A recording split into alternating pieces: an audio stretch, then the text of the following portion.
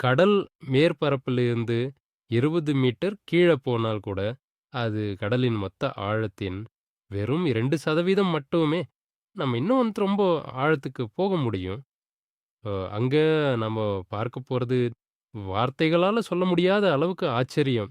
200 metre ஆழத்துல நீங்க twilight ஸோனுக்கு வந்துடுவீங்க. இங்கே சூரிய ஒளி மங்கை ஆரம்பிக்கும். சுறா மீன்கள் சுற்றித் திரியும். ஸ்க்விட்கள் ஒளியோட ஜொலிக்கும். இங்கே பயோலியூமினசென்ஸ் அழகுக்காக இல்ல. உ உயிர் வாழ்றதுக்கான வழி. இது கடல் மாரி இல்ல. அலைகளுக்கு கீழ உயிருடன் ஜொலிச்சுக்கிட்டு இருக்கிற ஒரு கேலக்ஸி மாரி தெரியும். ஒரு 1000 மீட்டர் ஸ்னாப் மிட்நைட் ஸோன்.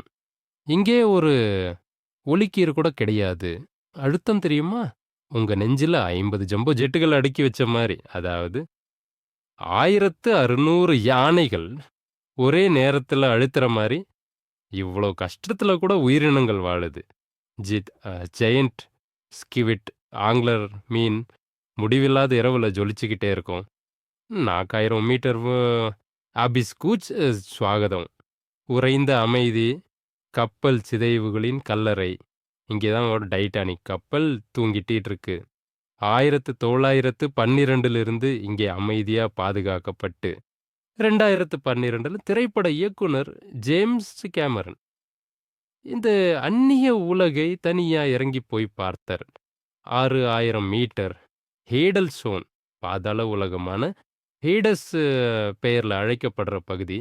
இங்கே பூமியின் உள்ளே இருந்து கொதிக்கும் கனிமங்கள கக்கும் எரிமலை குழாய்கள் அருகே உயிர் ஒட்டிக்கிட்டு இருக்கு. வாழ மட்டும் இல்ல, அசாத்தியத்தை தாங்கி நிற்கும் வகையில உருவான உயிரினங்கள். அப்படியே கடைசியில ம மெரியானா பள்ளம். 11,000 மீட்டர் ஆழம். இவ்வளோ ஒரு ஆழமா? மவுண்ட் எவரெஸ்ட்டே இங்க போட்டாலும் முழுக்க மூழ்கிடும். 11 கிலோமீட்டர்னா விமானங்கள் பறக்கும் உயரம் தான். ஆனா, இங்கே உங்க மேலே வானம் இல்ல, தண்ணி தான் மதம். நம்ம செவ்வாய் கிரகத்த நம்ம கடல விட நல்லா வரைபடம் போட்டுட்டோம்.